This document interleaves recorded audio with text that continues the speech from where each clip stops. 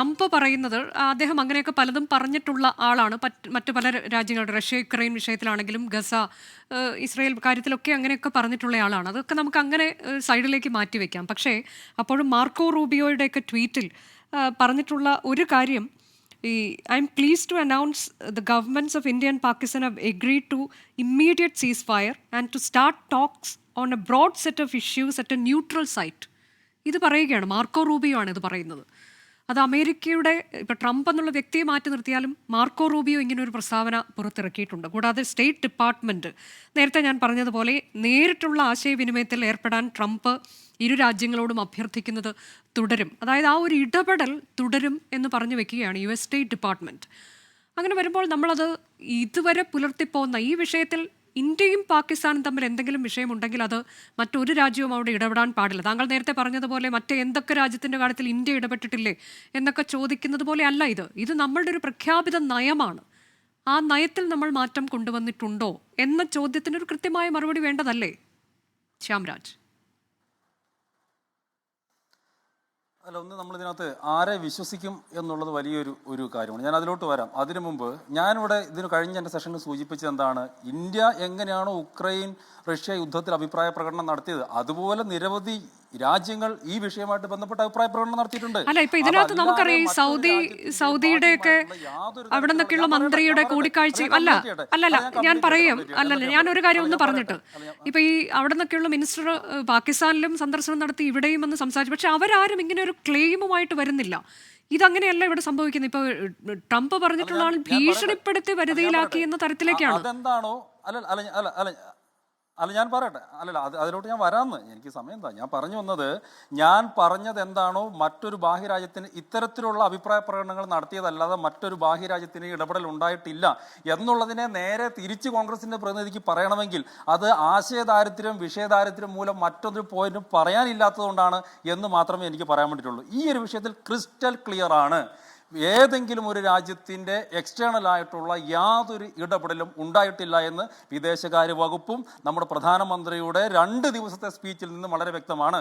ഇതിനോട് കൂട്ടിച്ചേർത്ത് എനിക്ക് ചില കാര്യങ്ങൾ പറയാൻ വേണ്ടിയിട്ടുള്ളത്, ഈ വായിൽ തോന്നുന്നത് വെറുതെ രാഷ്ട്രീയത്തിന് വേണ്ടിയിട്ട് കോൺഗ്രസിൻ്റെ പ്രതിനിധി വന്നിരുന്നിട്ട് പറയരുത്. ഇവിടെ മൻമോഹൻ സിംഗിൻ്റെ 10 വർഷക്കാലം ഏകദേശം 12ഓളം വരുന്ന വലിയ രീതിയിലുള്ള തീവ്രവാദ ആക്രമണം ഉണ്ടായിരുന്നല്ലോ. 2006-ലും 2008-ലും മുംബൈയിൽ ഭീകരാക്രമണം, മുംബൈയിൽ ട്രെയിനിൽ, അതിനുശേഷം നമ്മൾ കണ്ട വലിയ ആക്രമണം, അങ്ങനെ എത്രയോ ആക്രമണം ഉണ്ടായിരുന്നു. ബാംഗ്ലൂർ ആയിക്കോട്ടെ, അഹമ്മദാബാദ് ആയിക്കോട്ടെ, രാജ്യത്തിൻ്റെ ഓരോ നഗരങ്ങളിലും തീവ്രവാദ ആക്രമണം നടന്നുള്ള ഒരു കാലഘട്ടം ഇന്ത്യയിലുണ്ടായിരുന്നു. അതിർത്തി പ്രദേശങ്ങളിൽ റോഡ് നമ്മൾ നിർമ്മിച്ചിട്ടുണ്ടെങ്കിൽ ആ റോഡിലൂടെ ശത്രുക്കൾക്ക് വരാൻ എളുപ്പമാണ് എന്ന് പറഞ്ഞ കേരളത്തിൽ നിന്നുള്ള AK ആന്റണി എന്ന് പറയുന്ന പ്രതിരോധ മന്ത്രി, കോൺഗ്രസിന്റെ നേതാവുള്ള ഒരു കാലഘട്ടം ഇന്ത്യക്ക് ഉണ്ടായിരുന്നു. ഇന്നിവിടെ എന്താണ് സംഭവിച്ചത്? 1971 ശേഷം ആദ്യമായിട്ട് പാകിസ്ഥാനിൽ കയറി അവിടെ ലഷ്കർ ഇ തൊയ്ബയുടെ മറ്റ് ജെയ്ഷെ മുഹമ്മദ് പോലെയുള്ള തീവ്രവാദികളുടെ അവരുടെ വീട്ടിൽ കയറി, പ്രധാനമന്ത്രി പലപ്പോഴും പറഞ്ഞിട്ടുള്ള വീട്ടിൽ കയറി ആക്രമിക്കുന്ന രീതിയിലാണ്. അവിടെ കയറിയിട്ട് നിലംപരിശാക്കി, കല്ലില്ലാതെ നിലംപരിശാക്കി കഴിഞ്ഞില്ലേ?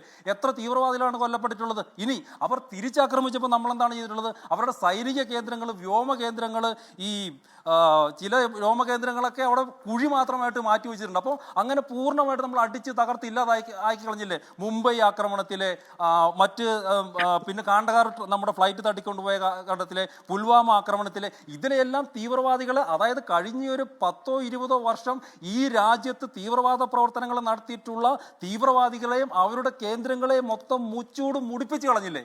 എന്നിട്ടല്ല നമ്മൾ ലോകത്തിന് മുമ്പിൽ തലയുയർത്തി എന്നിട്ട് പറയുന്നത് ഈ പാകിസ്ഥാന്റെ മേലെ ഇനിയൊരു കോംപ്രമൈസും ഇല്ല എന്ന്, ഈ അണുവായുധം വെച്ചിട്ട് നമ്മളെ ഭീഷണിപ്പെടുത്താൻ വേണ്ടി വരുന്നില്ല എന്ന്, വരേണ്ട എന്ന്, ഈ ഒരു രീതിയിൽ നമ്മുടെ രാജ്യം മുമ്പോട്ട് പോകുന്ന സമയത്ത് ഇന്നിപ്പോൾ അവസാനമായിട്ട് ഇന്ന് വന്നൊരു വാർത്ത, ചൈനയുടെ അവരുടെ ആയുധ നിർമ്മാണ കമ്പനികളുടെ ഷെയർ വരെ അവർക്ക് ഇടിഞ്ഞിട്ടുണ്ട്. ആ ഷെയർ മാർക്കറ്റിൽ അവരുടെ ഷെയറിന് വരെ ഇടിവ് വന്നിട്ടുണ്ട്. അപ്പോൾ ആ രീതിയിലും മുഴുവൻ രീതിയിലും രാജ്യം മുമ്പോട്ട് പോകുമ്പോൾ പ്രധാനമന്ത്രി ആദംപൂരിൽ ചെന്നതിന് തന്നെ ഒരു പ്രത്യേകതയുണ്ട്. ഇന്നലെ പാകിസ്ഥാന്റെ ആർമിയും അതോടൊപ്പം തന്നെ പാകിസ്ഥാന്റെ സോഷ്യൽ മീഡിയ ഹാൻഡിലുകൾ മുഴുവൻ അവർ ബോംബിട്ട് തകർത്തു എന്ന് പറയുന്ന നമ്മുടെ വ്യോമതാവളം, അവര് ബോംബിട്ട് ഇല്ലാതാക്കി എന്ന് പറഞ്ഞ് നമ്മുടെ S-400 നമ്മുടെ മിസൈൽ എതിരിടുന്ന സംവിധാനം, അതിൻ്റെയൊക്കെ മുമ്പിൽ നിന്നുകൊണ്ട് അവരെവിടെയാണോ ഇല്ല ഇല്ലാതാക്കിയെന്ന് പറഞ്ഞത് അതേ മണ്ണിൽ നിന്നുകൊണ്ട് അതേ ആയുധങ്ങൾക്ക് മുമ്പിൽ നിന്നുകൊണ്ട് ലോകത്തിനും പാകിസ്ഥാനും ശക്തമായിട്ടുള്ള മറുപടി കൊടുത്തുകൊണ്ടിരിക്കുന്ന ഈ ഒരു കാലഘട്ടത്തിൽ വില കുറഞ്ഞ രാഷ്ട്രീയ പ്രചരണം നടത്താനല്ലാതെ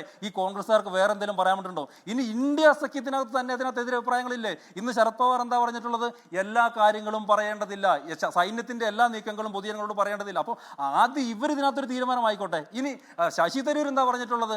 71-ലെ സാഹചര്യമല്ല. ഈ അനൂപ് ആദ്യം പോയി ശശി തരൂർ ഒന്ന് പഠിപ്പിച്ചു കൊടുക്കണം. 71-ലെ സാഹചര്യമല്ല ഇപ്പോഴുള്ളത്. ഈ കാലഘട്ടത്തിന് അനുയോജ്യമായത് എന്താണോ ആ രീതിയിലുള്ള കൃത്യമായിട്ടുള്ള തിരിച്ചടി നടത്തിയിട്ടുണ്ട് എന്ന് കോൺഗ്രസിന്റെ മുതിർന്ന നേതാക്കന്മാർ അഭിപ്രായ പ്രകടനം നടത്തുമ്പോൾ, എന്ന് ഇന്ത്യ സഖ്യത്തിലെ മുതിർന്ന നേതാക്കന്മാർ അഭിപ്രായ പ്രകടനം നടത്തുമ്പോൾ, എന്ന് ശശി തരൂർ പറഞ്ഞത് ഇത് ഭീകരതയ്ക്കെതിരായ വിഷയമാണ്, അല്ലാതെ അന്നത്തെ 71-ലെ സാഹചര്യമല്ല. ബംഗ്ലാദേശൊക്കെ രൂപീകരിക്കുന്നതിലേക്ക് പോയ തരത്തിലൊരു സാഹചര്യം അന്നുണ്ടായിരുന്നു, അത് വേറെ വിഷയമാണ്. ഞാൻ പറഞ്ഞത് അല്ല, നിഷ്പക്ഷർ പോലും രാജ്യം എന്താണോ, പ്രധാനമന്ത്രി എന്താണോ, സൈന്യം എന്താണോ ചെയ്യുന്നത് അത് ശരിയാണെന്ന് അംഗീകരിച്ച സമയത്ത് അതിനെ പോലും എതിർത്ത് ഇവരോട് എന്ത് പറയാൻ വേണ്ടിട്ട്? ഇനി ഇവരോടൊന്നും പറയാൻ വേണ്ടില്ല, ഇവർക്ക് ഉത്തരവില്ല, ഇതിനകത്ത് ഒന്നും പറയാനില്ലാത്ത സമയത്ത്, ഇവർക്കിടയിൽ പോലും ഐക്യമില്ലാത്തൊരു സമയത്ത് എന്തൊക്കെയോ പറയുന്നു എന്നതിനപ്പുറത്തേക്ക് എന്തെങ്കിലും ഒരു പ്രാധാന്യം ഈ കോൺഗ്രസ്സുകാർ പറയുന്നതിലുണ്ട് എന്ന് ഞാൻ കരുതുന്നില്ല. കാര്യങ്ങൾ ക്രിസ്റ്റൽ ക്ലിയർ ആണ്, പുറത്തുനിന്ന് ഒരിടപെടലും ഉണ്ടായിട്ടില്ല. ഇന്നലെ പ്രധാനമന്ത്രി പറഞ്ഞാൽ പാകിസ്ഥാൻ കേണപേക്ഷിച്ച് സത്യമല്ലേ 20% വരുന്ന അവരുടെ വ്യോമ എയർ സംവിധാനങ്ങൾ മുഴുവൻ ഇല്ലാതായി കഴിഞ്ഞിരിക്കുന്നു. ബാക്കി 80% വെച്ചിട്ടാണ് അവർ യുദ്ധം ചെയ്യാൻ വേണ്ടിയിട്ട്. ഇനി അവർ പാടിപ്പുകഴ്ത്തിയ അവരുടെ ആയുധങ്ങളെല്ലാം നമ്മൾ നിലം തൊടാതെ അതിനെ തകർത്ത് നമ്മൾ കളഞ്ഞു. അങ്ങനെ പരാജയത്തിന്റെ പടുകുഴിയിലേക്ക് വന്നിരുന്ന ഒരു രാജ്യം ഇപ്പൊ ഇന്നലെ ഇന്നൊക്കെ ആയിട്ട് പഴയ ക്രിക്കറ്റർ ഷാഹിദ് അഫ്രീദിയൊക്കെ യുദ്ധം ജയിച്ചു എന്നും പറഞ്ഞിട്ട് പാകിസ്ഥാൻ കിടന്ന് ആഘോഷിക്കുന്നുണ്ട്. അപ്പൊ അത്തരത്തിലുള്ള ആഘോഷമൊക്കെ നടക്കുന്നുണ്ട്, അവിടെ വലിയ റാലികളൊക്കെ നടക്കുന്നുണ്ട്. ശ്യാംരാജ് എന്ന് മാത്രമാണ് പാകിസ്ഥാനിൽ അതാണ് ഞാൻ പറഞ്ഞത്. അവർ ജയിച്ചു, ഇന്ത്യയെ തകർത്ത് തരിപ്പണമാക്കി എന്ന തരത്തിലേക്ക് വലിയ ആഘോഷവും റാലികളും ഒക്കെ നടക്കുന്നുണ്ട്. അവിടെയാണ് ഷാഹിദ് അഫ്രീദിയുടെ ആ പ്രകടനമൊക്കെ വന്നിട്ടുള്ളത് പുറത്തേക്ക്. അതാണോ സത്യം? അതാണോ സത്യം? അതാണോ സത്യം? അതാണ് ഞാൻ ചോദിക്കുന്നത്. ആദംപൂർ അടക്കം അവര് ബോംബിട്ട് തകർത്തെന്ന് പറഞ്ഞെടുത്താണ് ഇന്ന് നമ്മുടെ പ്രധാനമന്ത്രി പോയി ലോകത്തിന് മൊത്തം കാണിച്ചു കൊടുത്തത്. ഇന്നലെ അവർ ഫോട്ടോഷോപ്പ് ചെയ്തിട്ടുള്ള ചില ഫോട്ടോകളും വീഡിയോ ഗെയിമിന്റെ വീഡിയോകൾ അവരുടെ മന്ത്രിമാരെ ഷെയർ ചെയ്തിട്ടുണ്ട്. സോഷ്യൽ മീഡിയയിൽ എന്താണോ വരുന്നത് അതാണ് ശരിയെന്ന് പറഞ്ഞിട്ടുള്ള അവരുടെ വിദേശകാര്യ മന്ത്രിയുണ്ട്. അതിനെയാണ് നമ്മൾ വിശ്വസിക്കുന്നത്. ശരി, നമ്മൾ എന്തിനാ ഇന്ത്യയുടെ DG എംഒമാര് വന്നിട്ട് അവർ പറയുന്നത്, അവർ വീഡിയോ സഹിതം തെളിവ് സഹിതം പറയുന്നത് നമ്മൾ വിശ്വസിക്കണോ? ഈ ഷാഹിദ് അഫ്രീദിയുടെ കാട്ടിക്കൂടിൽ വിശ്വസിക്കണോ? ഇതാണ് പ്രശ്നം. ഇതാണെന്നേ പ്രശ്നം. ഈ കോൺഗ്രസ്സുകാരുടെ പ്രശ്നവും ഞങ്ങളെ വിമർശിക്കുന്നവരുടെ പ്രശ്നം ഇത് തന്നെയാണ്. അവരെന്താണോ പറയുന്നത് അത് വിശ്വസിക്കുന്നു. ഈ ഞങ്ങളെ നിങ്ങൾ വിശ്വസിക്കേണ്ട, സൈന്യത്തെ വിശ്വസിച്ചുകൂടെ?